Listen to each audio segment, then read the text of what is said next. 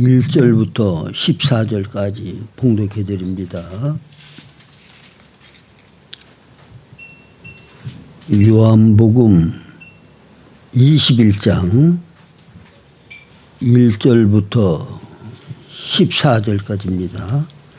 그 후에 예수께서 디베랴 호수에서 또 제자들에게 자기를 나타내셨으니 나타내신 일은 이러하니라. 시몬 베드로와 디두모라 하는 도마와 갈릴리 가나 사람 나다나엘과 세베대의 아들들과 또 다른 제자들이 함께 있더니 시몬 베드로가 나는 물고기 잡으러 가노라 하니 그들이 우리도 함께 가겠다 하고 나가서 배에 올랐으나 그날 밤에 아무것도 잡지 못하였더니 날이 새어갈 때에 예수께서 바닷가에 서셨으나 제자들이 예수인 줄 알지 못하는지라. 예수께서 이르시되 얘들아 너희에게 고기가 있느냐 대답하되 없나이다. 이르되 그물을 배 오른편에 던지라 그리하면 잡으리라 하시니 이에 던졌더니 물고기가 많아 그물을 둘 수 없었더라. 예수께서 사랑하시는 그 제자가 베드로에게 이르되 주님이시라 하니 시몬 베드로가 벗고 있다가 주님이라는 말을 듣고 겉옷을 두른 후에 바다로 뛰어내리더라. 다른 제자들은 육지에서 거리가 불과 한 50칸쯤 되므로 작은 배를 타고 물고기 든 그물을 끌고 와서 육지에 올라오니 숯불이 있는데 그 위에 생선이 놓였고 떡도 있더라. 예수께서 이르시되 지금 잡은 생선을 좀 가져오라 하시니 시몬 베드로가 올라가서 그물을 육지에 끌어올리니 가득히 찬 물고기가 153마리라. 이같이 많으나 그물이 찢어지지 아니하였더라. 예수께서 이르시되 와서 조반을 먹으라 하시니 제자들이 주님이신 줄 아는 고로 당신이 누구냐 감히 묻는 자가 없더라. 예수께서 가셔서 떡을 가져다가 그들에게 주시고 생선도 그와 같이 하시니라. 이것은 예수께서 죽은 자 가운데서 살아나신 후에 세 번째로 제자들에게 나타나신 것이니라. 오늘 본문 말씀을 통해서 변함없는 그리스도의 사랑에 대해서 말씀을 드리려고 합니다. 제가 어제 저녁에 예수님을 영접하고 구원받은 다음에 지금까지 하나님이 제게 베풀어 주신 그 말로 헤아릴 수 없는 그 많은 긍휼과 은혜와 사랑이 이렇게 느껴지더라고요. 근데 문제는 뭔가 하면 내가 하나님 앞에 그렇게 큰 긍휼과 사랑과 은혜를 입고 지금도 그 은혜와 사랑 가운데 사는데 근데 내가 주님에게 행하는 것을 보면 너무 실망스러운 거예요. 그렇게 큰 긍휼과 사랑과 은혜를 받았으면 그 은혜 받은 양심이 살아있다고 하면 그 큰 사랑을 받은 양심이 살아있다고 하면 내가 전심으로 주님을 사랑하고 주님 기뻐하신 바 뜻을 따라서 정말 헌신된 바른 삶을 살아야 되는데 그렇지 못한 나 자신의 모습을 보니까 좀 실망이 되고 낙심하는 생각이 들더라고요. 도대체 나는 어떻게 돼 먹은 사람이 그 큰 은혜와 사랑을 받고도 이렇게밖에 못 사나. 주를 위하여 이렇게밖에는 섬기고 일을 하지 못하나. 그러면서 오늘 여러분들에게 읽어드린 이 본문 말씀 이 말씀이 생각나더라고요.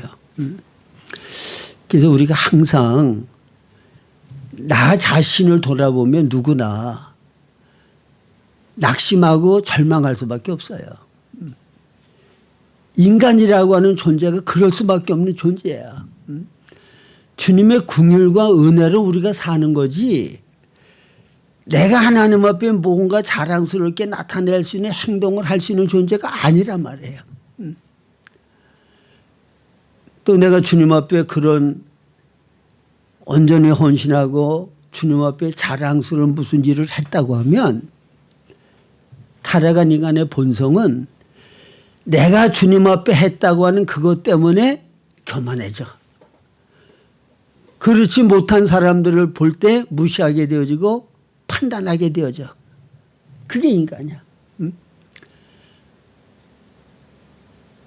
그리고 또 하나님 앞에 자신의 부족하고 잘못된 것들을 돌아보면 절망하게 되고 낙심하게 돼. 그런 인간을 하나님께서 온전케 만드신다고 하는 거 내가 볼 땐 참 어려우실 것 같아요. 뭘 잘못하면은 그것 때문에 절망하고 낙심하고, 뭐 좀 잘하면은 그것 때문에 교만하고, 그걸 자랑스럽게 생각하고 남을 무시하고. 이런 인간을 주님이 기뻐하고 원하는 온전한 사람을 만드신다는 거, 제가 보면 쉬운 일 같지가 않아요. 근데 오늘 본문 말씀에 보면 예수님이 부활하신 다음에 주님을 떠나서 자기들 생각대로 일을 하고 생활을 하는 제자들을 찾아오셨어요. 그래서 주님을 떠나고 이렇게 주님 앞에 심히 악을 행한 제자들에게 대해서 예수님께서 그들을 어떻게 대하셨는지, 그리고 그런 주님에게 대해서 이 사도들은 또 어떻게 반응하고 어떻게 주님을 대했는지, 그게 오늘 본문 말씀에 나오거든요. 그런데 특별히 베드로 같은 사람은 예수님께서 십자가에 달려 돌아가실 것을 말씀하실 때에 그 모든 제자들 앞에서 아주 호언장담을 했어요. 예수님, 다른 사람들은 다 주님을 버릴지라도 나는 끝까지 주님을 따르고 내 목숨까지라도 주님을 위해 내놓고 주님만을 위하여 살겠습니다. 그렇게 호언장담을 했잖아요. 그래도 예수님께서 오늘 밤 닭 울기 전에 네가 나를 배신할 것을 말씀을 하셨죠. 그리고 정말 예수님 때문에 자기 목숨이 위태롭게 느껴졌을 때에 3번씩이나 주님을 부인하고 나중에는 저주까지 하면서 예수님을 모른다고 부인하는 게 베드로란 말이에요. 그리고 다른 제자들도 주님이 고난을 당하실 때 다 뿔뿔이 흩어져서 자기들의 생명의 위협을 느끼니까 주님을 가까이 한 제자들이 없었어요. 그러함에도 불구하고 예수님께서는 이 제자들이 고기 잡으러 가서 고기 한 마리도 잡지 못하고 밤새도록 수고만 하고 고생만 할 때 그들을 찾아오셨다고 말해요. 우리 주님의 사랑은 변함없으신 사랑이야. 주님은 어떤 사랑을 가지고 계시느냐? 먼저 사랑하시는 분이고 조건 없이 사랑하시는 분이고 끝까지 사랑하시는 분이 주님이 가지신 사랑이고, 주님은 그런 사랑으로 사랑하신다고 말해요. 주 예수 내가 알기 전 날 먼저 사랑하셨네. 주님이 먼저 우리를 사랑하신 거예요. 너희가 나를 택한 것이 아니라 내가 너를 택하여 세웠나니. 주님이 먼저 택하신 거야. 더 거슬러 올라가면 창세전에 그리스도 안에서 우리를 택하셨다고 말씀하셔요. 미리 아신 자들을 또한 부르시고 부르신 그들을 또한 의롭다 하시고 의롭다 하신 그들을 또한 영화롭게 하셨는지라. 미리 아시고 창세전에 택하신 사람들을 미리 부르셨어. 이게 뭐예요? 사랑의 대상으로 하나님이 창세전에 우리를 택하셨고 사랑의 대상으로 우리를 부르셨고 조건 없는 끝까지 사랑하시는 그 사랑으로 주님은 변함없이 우리를 사랑하시고 대해주신다는 거 굳게 믿으시기 바랍니다. 우리가 이 사랑을 잊으면 안 돼요. 주님의 사랑이 이런 사랑이라고 하는 사실을 우리가 잊어버리면 우리는 절망하게 돼. 낙심하게 되고 우리에게는 소망이 없어요. 그러나 내가 주님의 그 사랑을 받고 어떻게 타락하고 어떻게 넘어져고 어떻게 잘못된 삶을 살더라도 그래도 주님은 나를 버리지 아니하시고 떠나지 아니하시고 끝까지 긍휼과 은혜로 우리를 붙잡아 주시고 인도하신다는 거. 그게 주님의 변함없는 사랑이에요. 여러분 여기 본문 말씀에도 예수님이 먼저 사도들을 찾아오셨어. 그렇게 주님을 배반하고 주님의 마음을 정말 아프게 했던 그 제자들을 밤새도록 고기 한 마리 못 잡고 고생하는 그들을 보시고 주님이 먼저 찾아오셨다고. 제가 옛날에 정말 하나님 앞에 정말 잘못된 삶을 살 때 주님 앞에 죄를 짓고 와서는 하나님 내가 이렇게 연약해도 또 죄를 졌습니다. 긍휼히 여겨달라고 정말 진실한 마음으로 죄를 자백하고 용서를 구해요. 그러고는 그 죄를 끊어버리지 못하고 또 같은 죄를 범하는 거야. 그러면 왜 내가 왜 이 모양이지? 탄식을 하면서도 연약해서 죄악의 유혹에 빠져가지고 또 죄를 보면 어떤 때는 하나님 앞에 나가서 죄사함 달라고 하는 용서를 구할 염치가 없어. 그래서 저녁에 에이 모르겠다고 주님 앞에 잘못된 거 자백도 안 하고 기도도 안 하고 그냥 주님 앞에 다가갈 염치가 없어서 그냥 자버리고 만다고. 응?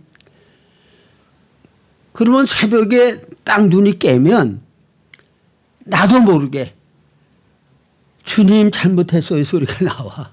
어? 내 속에서 성령님께서 내 마음에 역사를 하셔서 나도 모르게 주님 앞에 잘못됐다고 하는 걸 고백하도록 성령께서 역사를 하신다고요. 제가 그때 느끼는 거는 참 하나님은 자존심도 없으신 분인가. 내가 잘못하고 하나님 앞에 정말 책망받고 버림받아 마땅한 그런 죄를 반복해서 짓는데 내가 가서 용서하기도 전에 나한테 잘못됐다고 용서를 구해라. 그러면 내가 용서해 줄게. 에? 그러면서 먼저 찾아오셔서 죄를 자백하도록 내 마음을 감동하시고 내 안에서 역사를 하신단 말이에요. 응? 여러분 이사야서 1장 18절에 보면 오라 우리가 서로 변론하자. 너의 죄가 주홍같이 붉을지라도 눈과 같이 희어질 것이요 진홍같이 붉을지라도 양털같이 희게 되리라. 너희가 즐겨 순종하면 땅의 아름다운 소산을 먹을 것이요 거절하여 배발하면 칼에 삼키우리라. 여호와의 입의 말씀이니라. 이스라엘 백성들이 하나님의 큰 사랑과 은혜를 입은 그 당시의 모든 민족 가운데 이스라엘 민족만이 하나님의 백성이잖아요. 그들만 하나님의 백성으로 선택하셔서 특별한 사랑과 은혜와 능력을 나타내셨잖아. 애굽의 노예 생활할 때 거기서 10가지 재앙을 내려서 애굽에서 구원하셨죠. 홍해를 건너게 하셨고 광야 생활하는 가운데 얼마나 크신 긍휼과 사랑과 필요를 공급하셨어. 그리고 가나안에 들어오게 하셔서 약속의 땅에서 정말 부족함이 없도록 하나님의 풍성을 누리고 살 수 있게 해 주셨잖아요. 그런데도 바알신을 섬기고 하나님을 반역과 하나님을 떠나는 그 백성들, 하나님의 보실 때 얼마나 마음이 상하고 아프시겠냐고. 그런데 하나님께서는 그 백성들에게 먼저 찾아가서 너희들의 잘못된 죄를 내게 자박하고 내게 돌아와라. 그러면 내가 너희들의 모든 죄를 사해 주겠다. 진홍같이 붉은 죄 눈가같이 희해지게 양털같이 희게 해주겠다. 용서해 주실 분이 용서 받아야 될 자에게 먼저 찾아가셔서 변론하자고 주님께서 화목을 먼저 요청하시는 거야. 여러분, 이게 바로 하나님의 사랑이에요. 저도 인간관계를 가지고 세상에서 살아보면요, 내가 잘못한 거를 먼저 잘못했다고 용서를 구한다는 거 그거 쉽지 않더라고요. 그 자존심이 있으면 그거 못해.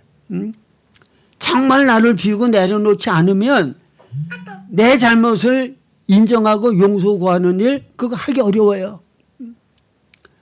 그런데 주님은 용서해 주어야 될 뿐, 주님의 그 사랑을 정말 배은망덕하고 말로 닿을 수 없는 악을 행한 그들에게 먼저 찾아가셔서 말씀하는 거야. 나하고 변론하자.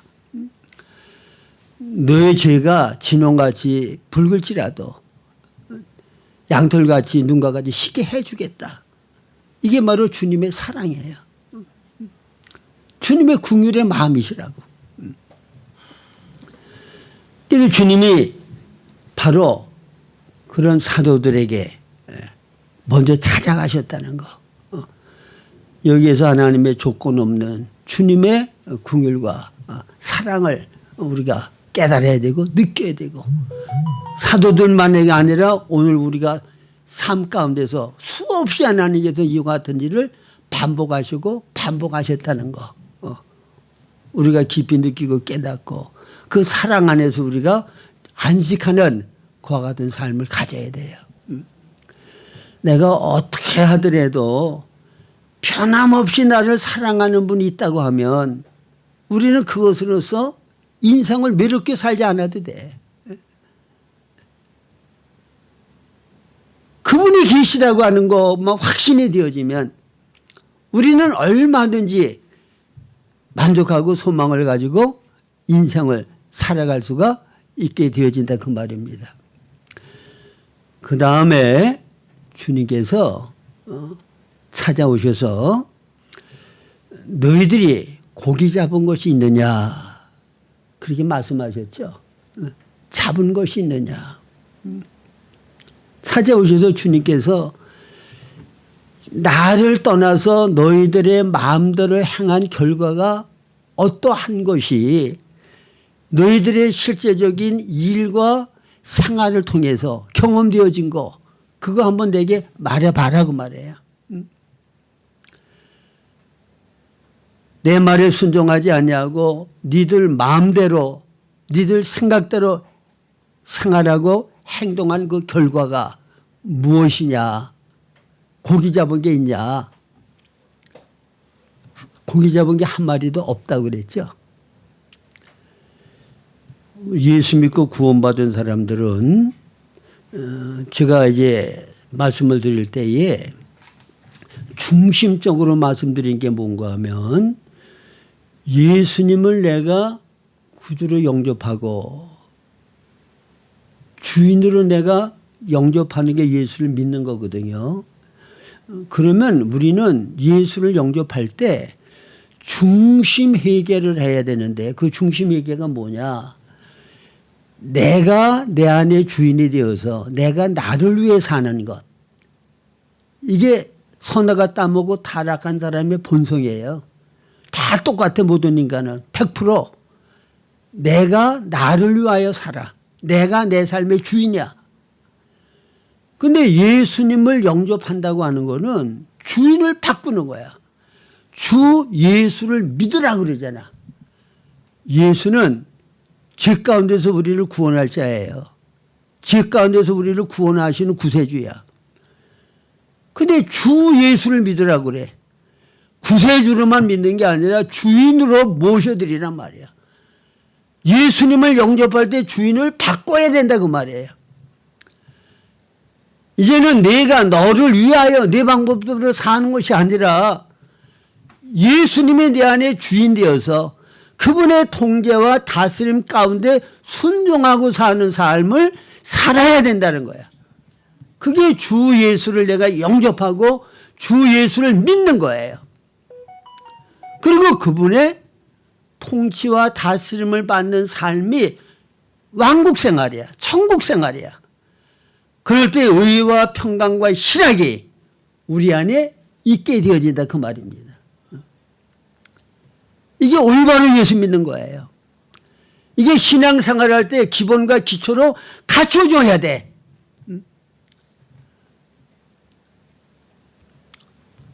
어제도 제가 뭐 주의를 열심히 한다고 하는 이제 분들에 대해서 이렇게 교통을 했는데 제가 참 안타깝고 답답하게 느껴졌던 건 뭔가 하면 내가 내 열심 가지고 내 타고난 본성을 가지고 타고난 본성 가운데 악한 것만 있는 거 아니거든요. 착한 마음 있잖아요. 불쌍한 사람을 보면 동정하고 돕고 싶은 그 마음 있잖아. 그런 부분이 강한 사람이 있어. 응? 그래서 타고난 내 본성을 가지고 주의 일을 한다고 하는 명분을 가지고 열심히 사역을 해. 근데 그런 거는 열심히 잘 하는데 뭐에 부닥치는가 하면 내 뜻과 주님의 뜻이 부닥칠 때에는 항상 내 뜻대로 하지 주님의 뜻대로 순종 안 해. 내가 주인 되어서 주님을 돕는 거고 주님을 위하여 내가 뭔가를 하는 거야. 은혜 베푸는 거야. 그 하나님 앞에 엄청 교만한 거예요. 몰라서 그러지.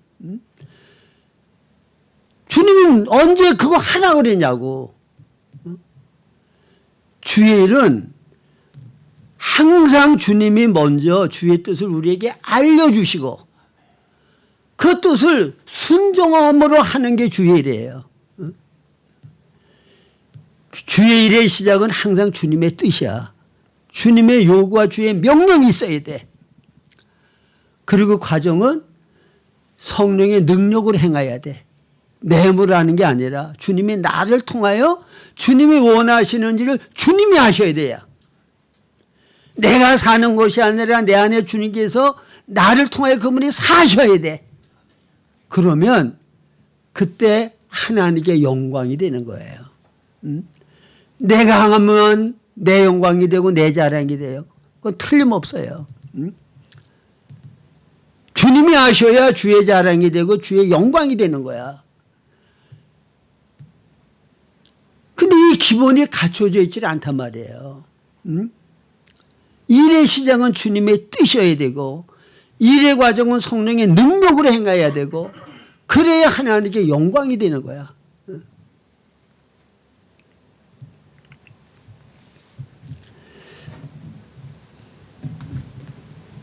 제가 그런 것 같다라고는 생각을 했는데 그게 벌써 73년도에 일어났던 일이니까 지금 얼마나 오래전 얘기예요. 근데 갑자기 며칠 전에 73년도에 하나님과 나와의 관계에서 일어났던 일을 하나님이 갑자기 이게 떠오르게 하고 생각나게 하시더라고. 그리고 그때 주님과 나와의 가졌던 어떤 나의 행위 때문에 내가 오랫동안 목회할 때에 주님이 아주 버리신 건 아니지만 내가 기대하고 원했던 것만큼 내가 또 하나님께 복받고 주님이 기뻐하는 열매를 맺기 위해서 내가 애쓰고 노력하는 거에 비해서는 너무나도 하나님의 축복이 없었어. 그게 왜 그럴까? 왜 나는 이렇게 하나님께 복을 못 받을까? 사역에. 늘 그렇게 생각을 했었거든요. 근데 갑자기 그게 생각난 거야. 그게 뭔가 하면 제가 우리 작은 형님 교회에서 1년 동안 전도사로 이제 신학교 졸업하자마자 사역을 했어요. 그리고 이제 1년 동안 전도사 생활을 하다가 이제 단독 목회로 나가야 되는데 그 같은 지방에 너무 교회가 연약해서 목회자를 못 뒀다고 몇 년 동안. 목회자 없이 그냥 장로님이 교회를 이끌어 나가는 그런 아주 약한 교회. 그리고 뭐 불도 나무 하다가 나무를 불 떼야 되고 환경이 너무 열악한 환경 가운데는 그런 교회예요. 그러니까 거기 장로님이 저한테 찾아와서 저를 청빙했어요. 목사님, 이제 여기 전도사 생활 그만두시면 우리 교회에 와서 좀 목회를 해달라고. 그때 이제 전도사 때죠. 그래서 제가 이제 우리 집 사람한테 가서 얘기를 했어요. 그랬더니 우리 집 사람 얘기가 자기 손은 서울서만 살고 서울서도 돈 많으니까 부모하고 자기 혼자 살면서도 늘 일하는 사람 두고 살았거든요. 또 몸도 약하고. 근데 그런 환경에서 내가 어떻게 가서 살겠냐고. 자기는 도무지 그런 환경에서는 살 수가 없을 것 같다고. 그러면서 의견을 내기를 우리 어머니가 당신 개척한다 그러면 개척할 수 있는 돈 다 대주고 그렇게 뒷받침 해주겠다 그러니까 지금 서울 좋은 장소 선택해 가지고 개척하는 게 더 좋지 않겠냐 그러더라고요. 그러면 제가 하나님 앞에 심각하게 기도하고 물어야 되잖아. 근데 내 생각에 그게 훨씬 좋을 것 같더라고. 그래서 하나님 앞에 심각하게 묻지도 않고 그냥 그렇게 하는 게 좋겠다고 생각을 해서 내가 거절을 했어요. 그랬더니 거기 장로님 그러면 전도사님 우리 교회 와서 집회라도 한번 해달라고 그러더라고. 그래서 거기 교회 가서 일주일 동안 집회를 하는데 교인들이 말씀을 정말 사모하고 잘 받고 그리고 끝날 쯤 되면 돼서는 정말 갈망하고 사모함으로 전도사님 제발 우리 교회에서 목회 좀 해주세요. 응? 그런데 제가 거절을 했어. 그랬더니 거기 장로님이 마음이 상해서 전도사님 서울에 있는 사람들은 영혼이 둘입니까? 그러더라고. 그 보통 말 아니거든요.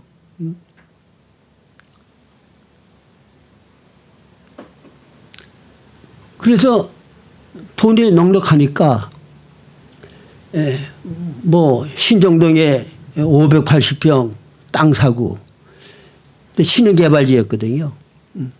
그럼 거기서 이제 개척해서 이제 그 신흥개발지 집이 많이 들어서면 거기서 예배당 짓고 이제 거기서 목회를 하면 뭐 아주 그냥 탄탄대로죠. 그렇게 좋은 여건이 어디 있어요 세상에. 그 당시에 얼마나 어려운 때인데.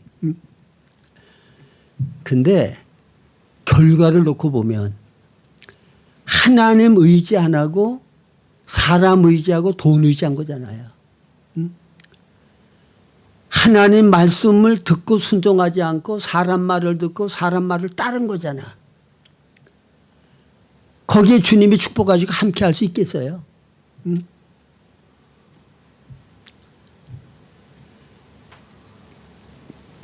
수많은 과정이 있었지만 결과를 놓고 보면 내가 믿고 의지하던 것, 사람, 돈, 하나님이 싹 다 걷어가셨어.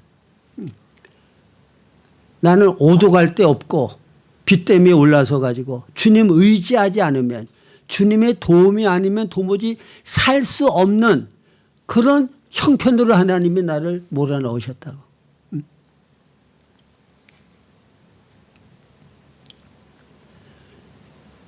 이사야서 2장에 보면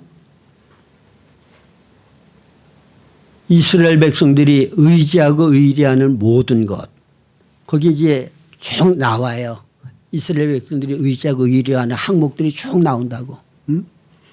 그러고 나서 주님께서 이스라엘 백성들이 의지하고 의뢰하는 모든 것을 내가 제하여 버리리. 제하여 버린다 그랬어. 하나님 믿고 하나님 의지하지 아니하는 거 하나님이 제해 버리신다고. 예레미야서 2장 13절에 보면 내 백성이 두 가지 악을 행하였는데 생수의 근원인 나를 버린 것과 스스로 웅덩이를 판 것인데 그것은 물을 저축치 못할 터진 웅덩이더라. 이스라엘 백성들이 하나님을 의뢰하고 하나님 권위 아래서 순종하고 살 때에는 다른 나라들을 다스리면서 하나님이 권위를 세워주셔서 아주 복되고 권위 있는 민족으로 살았다고. 다윗과 솔로몬 때 그랬잖아요.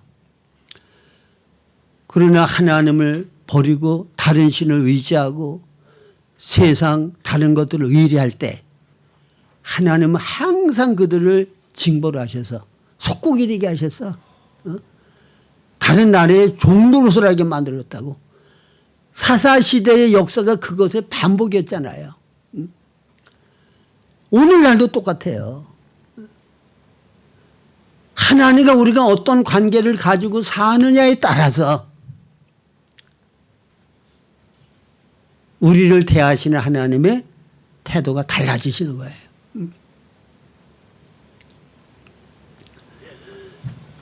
근데 제가 이제 그런 과정을 통해서 하나님 앞에 정말 오도갈 데도 없고 하나님 의지하지 않고는 살 수가 없는 그런 환경에 딱 도달했을 때 제가 하나님 앞에 그걸 철저히 회개했거든요.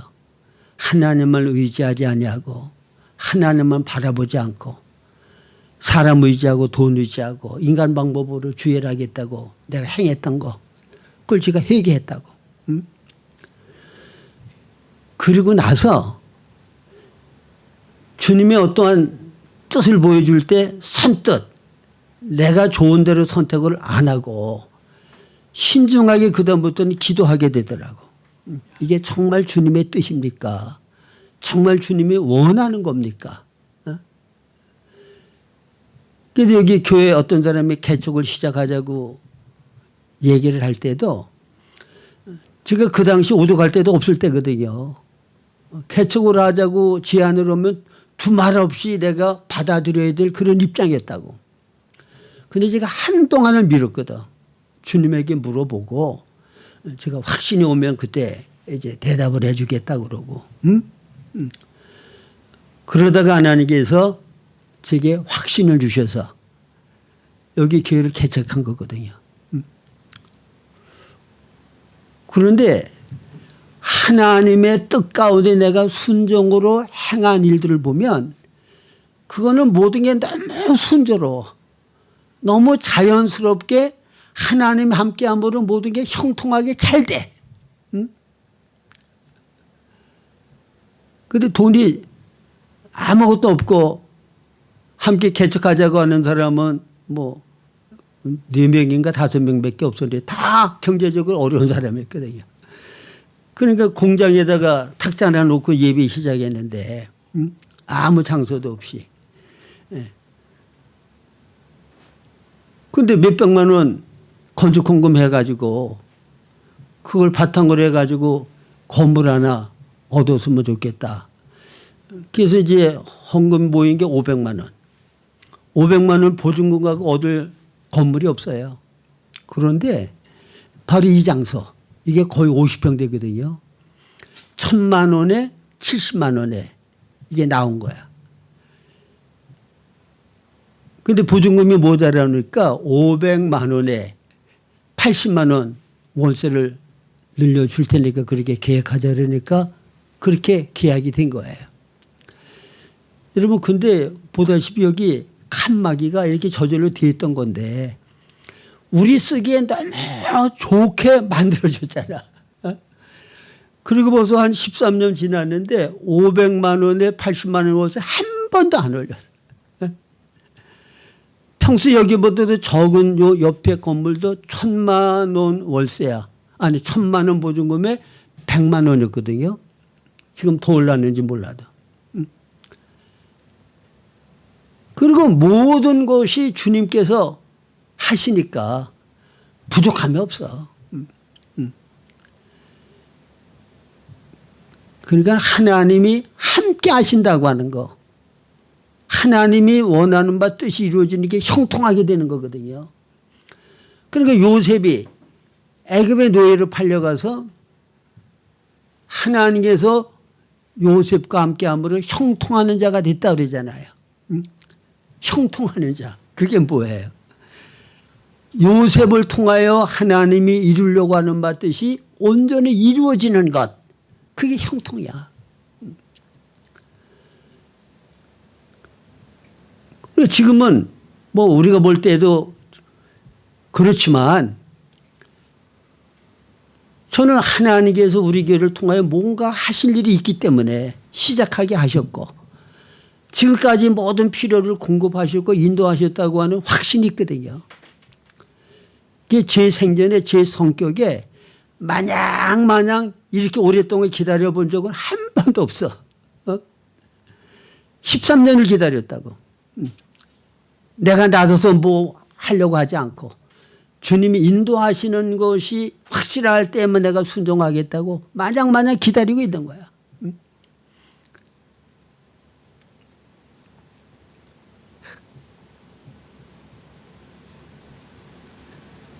주님께서 찾아오셔서 그래 내 말을 순종하지 아니하고 니들 마음대로 고기잡이를 했는데 내가 명하지도 않은 일을 해서 뭐 소득이 뭐 있냐? 아무것도 없나이다. 실패를 고백하는 거죠. 네? 여러분 우리 예수 믿는 사람들은 예수님이 주인이기 때문에 주인 되시는 주님의 뜻을 떠나 내 마음대로 행하면 거기에 하나님의 축복 없어요. 하나님이 함께 하셔야 뭐가 되는 거지 내 노력으로 내 힘써가지고 뭐 되는 거 아니야. 주의 뜻대로 순종할 때 주님이 함께 하실 때 하나님이 그 일에 복 주실 때 우리가 상상한 것 이상으로 놀라운 복을 받게 된단 말이에요. 그 다음에 주님께서 오른편에다가 그물을 내려라. 그리하면 고기를 얻으리라. 주님이 말씀하셨어. 이 말씀대로 순종하니까 그물이 찢어질 정도로 고기가 많이 잡혔는데 그물이 찢어지지 않았다고 말씀하셔. 나중에 쉬어보니까 그 그물에 153마리가 잡혔어. 응? 이걸 뭘 보여줘요? 주님의 말씀대로 순종하지 않고 내 마음대로 행할 때의 결과는 고기 한 마리 못 잡고 밤새도록 수고하고 고생만 했다. 내가 명하는 대로 순종하러 행하니까 단 한 번에 그물이 찢어지도록 153마리의 고기가 잡혔다. 이걸 보고 우리가 깨달아야 돼요. 내 뜻대로 내 마음대로 사는 것을 포기해야 된다고. 고생만 해요. 수고한 열매가 없어요. 그런데 주의 말씀을 듣고 순종하면 주님께서 함께 하시고 주님께서 축복하셔서 이와 같은 풍성한 소득을 거두게 된다 그 말입니다. 주님의 뜻을 저버리고 내 마음대로 행하는 거 이제는 그만두시기 바랍니다. 반드시 주의 음성을 듣고 주의 인도를 따라서 순종으로 모든 일을 행할 때 거기에 주님이 함께 하셔요.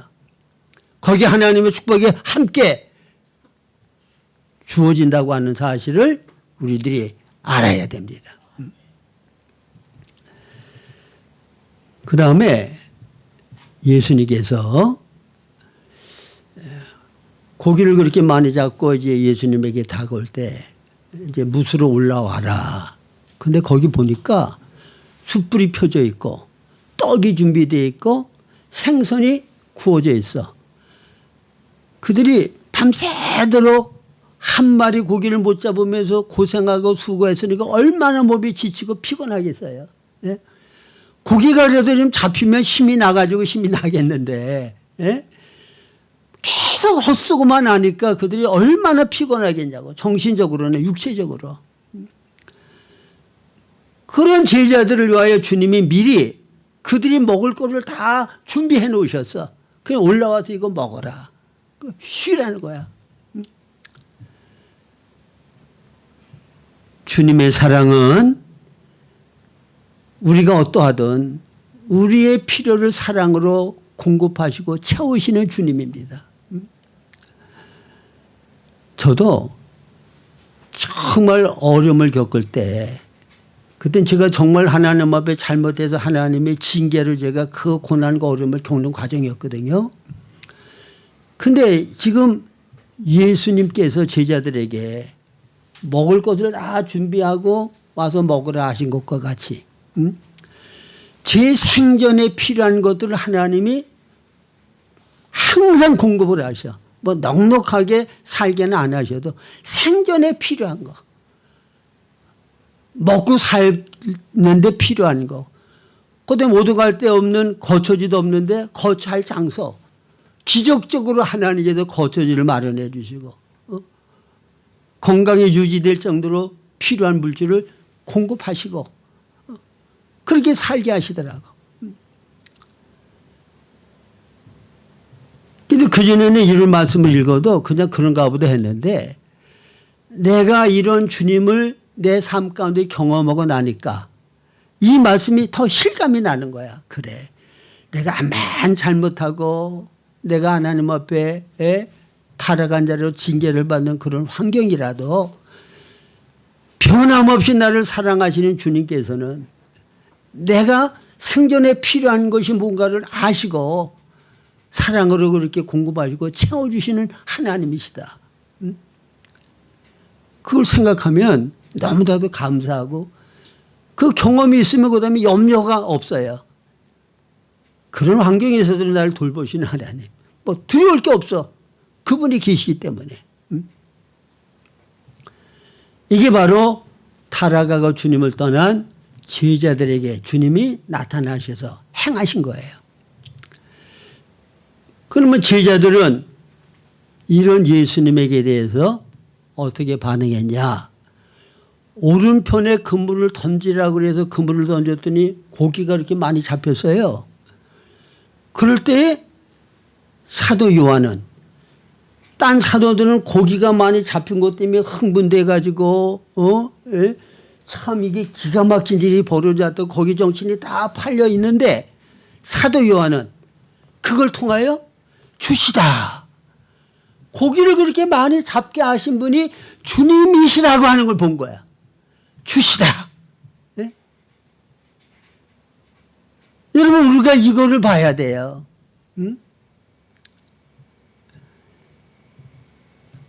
제 신앙의 좌우명같이 여기는 말씀이 로마서 8장 28절 29절이라고 말씀을 드렸죠. 응?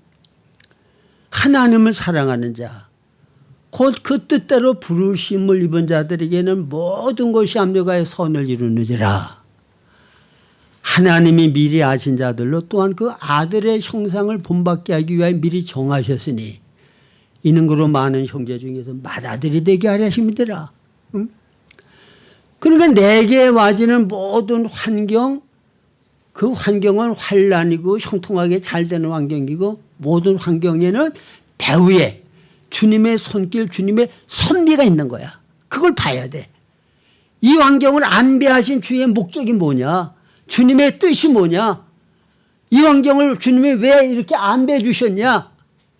아, 그거는 나를 그리스도의 형상으로 온전한 하나님의 사람 만들어 주시기 위하여 이 환경을 내게 안배해 주신 거다. 그게 보여줘야 돼요. 그리고 그 주님의 뜻대로 내가 그리스도 형상으로 변화되는 것을 내 갈망과 소원과 목적으로 삼아서 주의 뜻대로 반응을 하게 되면 그 환경을 통해서 나는 점점 거룩한 하나님의 사람으로 성장하고 변화가 될 수가 있는 거예요.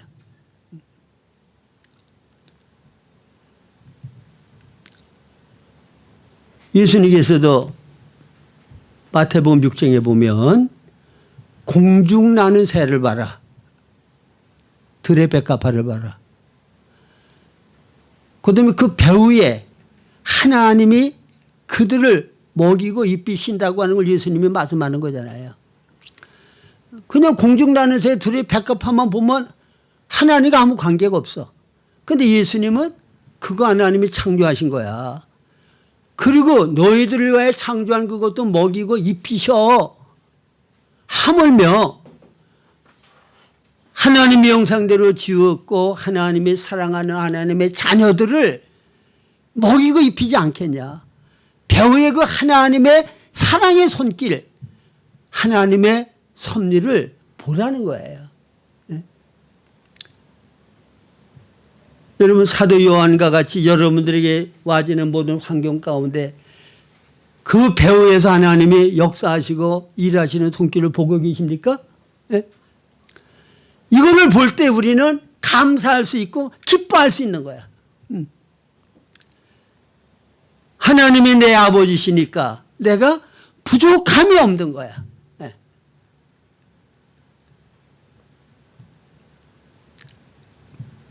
그러니까 베드로가 그 말을 듣고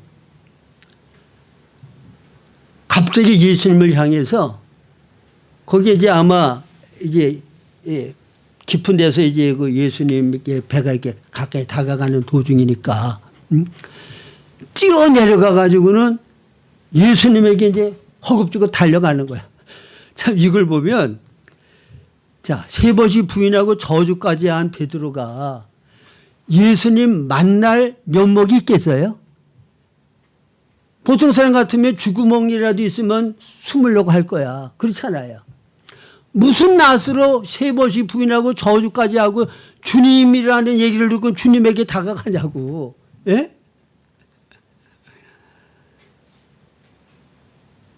근데 이거를 하나님께서는 굉장히 기뻐하시더라고. 저 이런 경험을 너무 많이 했거든요.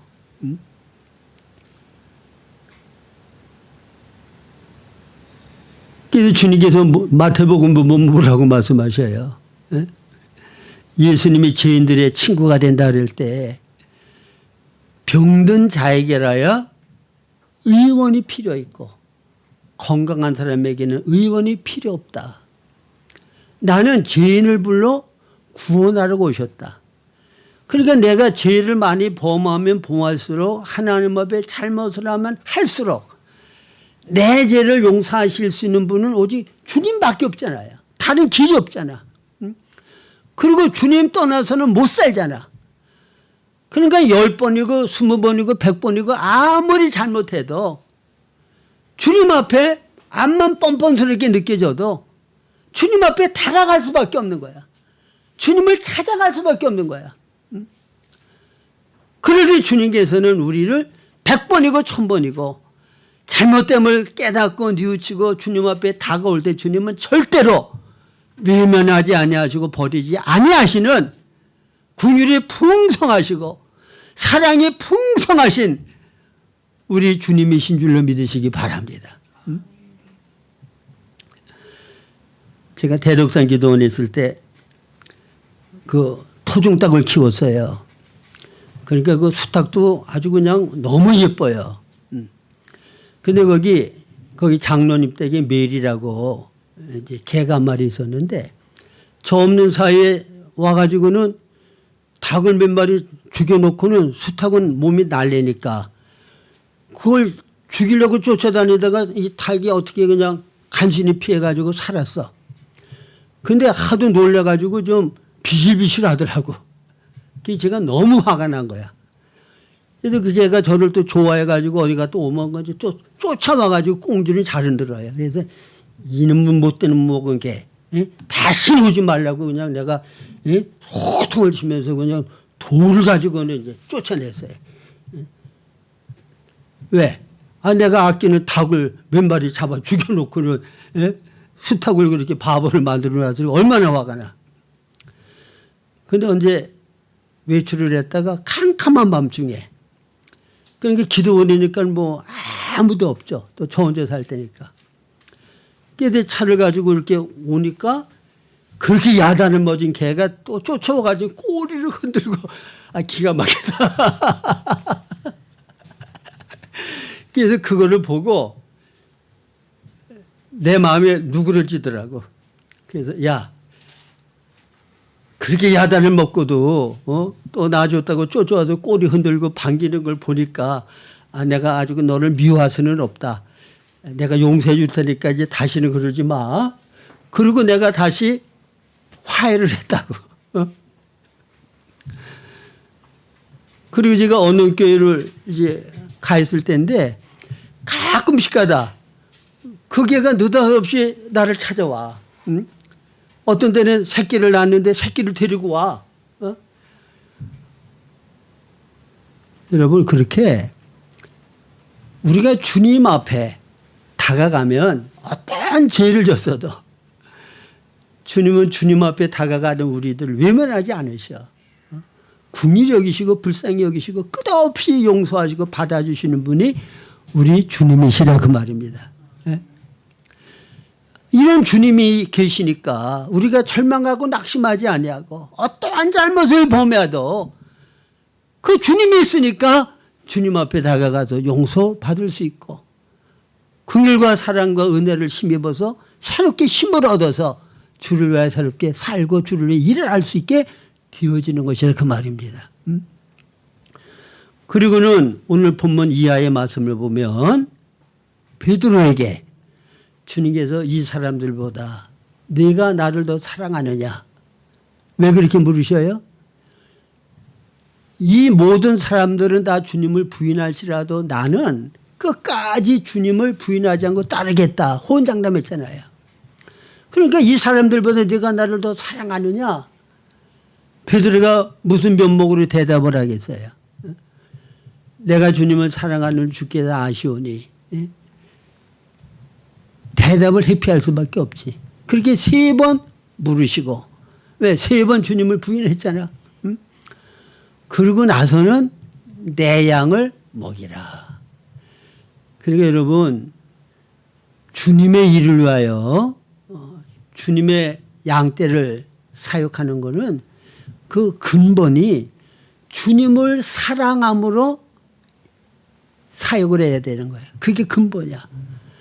주님을 사랑하기 때문에 주님 때문에 주님의 양들을 사랑하고 섬기는 거라고 말입니다. 오늘 우리 김원희 자매가 우리 사람이랑 저랑 어떤 잘하는 사람이 전화를 했대요. 근데 내가 바빠가지고 지금 애들 돌보는 중이라 전화를 오래 못한다고. 그럼 빨리 끊어야 되는데 그래도 계속 하더래. 한마디 또 했는데도 또 하더래. 그래서 보통 같으면 화를 냈을 텐데 그래도 엄마 아빠를 아는 사람이니까 내가 또 그렇게 하면 엄마 아빠한테 또 좀 누가 될 것 같아가지고 끝까지 참았다고 얘기를 하더라고. 응? 주님을 사랑하면 주님 때문에 이렇게 되는 거예요. 아시겠어요? 내가 잘못하면은 주님이 욕먹을까봐, 주님의 이름에 수치와 부끄러움이 돌아갈까봐, 주의 영광을 가리울까봐, 주님 때문에 내가 바로 사랑해야 되고 섬겨야 되고 주님의 사랑을 나타내야 된다고 말해요. 그래서 오늘은 우리가 아무리 범죄하고 타락하고 주님의 마음을 상하게 해드려도 우리 주님이 우리를 사랑하시는 그 사랑은 변함없으신 사랑이라. 우리가 감히 면목이 없어도 주님 앞에 먼저 찾아갈 수 없을 때라도 주님은 먼저 찾아오셔서 내가 용서해 줄 테니까 죄를 자백해라. 암만 잘못했더라도 내가 흰눈같이 양털같이 시계 깨끗하게 다 씻어줄 테니까 내게로 와라. 그래, 사랑으로 우리에게 먼저 찾아오시는 주님이야. 먼저 사랑하시는 분이야. 조건 없이 사랑하시는 분이야. 끝까지 사랑하시는 분이야. 그분이 우리의 주님이시라고 말해요. 주님을 떠난 결과 우리의 실패를 깨닫게 하시고 순종한 결과 주님의 축복이 얼마만큼 놀랍게 주어진다는 걸 깨닫게 하시고 우리의 연약함, 우리의 부족함을 아시고 필요를 사랑으로 채우시고 공급하시고 그리고 새롭게 사명을 맡겨주시는 분이 주님이십니다. 그 다음에 주님이 행하시는 모든 사랑의 역사 가운데 눈에 보이는 현실만 볼 것이 아니라 많은 물고기를 잡은 그 배후에 주님을 본 것과 같이 우리도 우리에게 주어지는 환경 배후에 우리를 그리스도 형상으로 온전하게 만들려고 하는 거룩하신 목적과 뜻을 이루기 위하여 모든 환경을 안배하셨다고 하는 주님의 섭리와 그 숨은 뜻을 우리가 발견하고 거기에 반응해서 살아야 돼요. 감히 주님 앞에 가까이 다가갈 수 없는 너무나도 부끄러운 죄를 범했던 베드로라도 주시라는 말을 듣고는 주님에게 바다에 뛰어내려가지고 다가간 건 뭐냐. 그렇게 주님 앞에 다가갈 때 주님은 기뻐하시고 다 그것을 용납하시고 받아주시고 또 사랑을 확인하게 하시고 새로운 사명을 맡겨주신 주님이시라는 거 깨달아서 이런 주님과 늘 올바른 관계 가운데서 사랑을 느끼면서 복된 삶을 살아가는 여러분들의 삶이 되실 수 있기를 바랍니다. 네.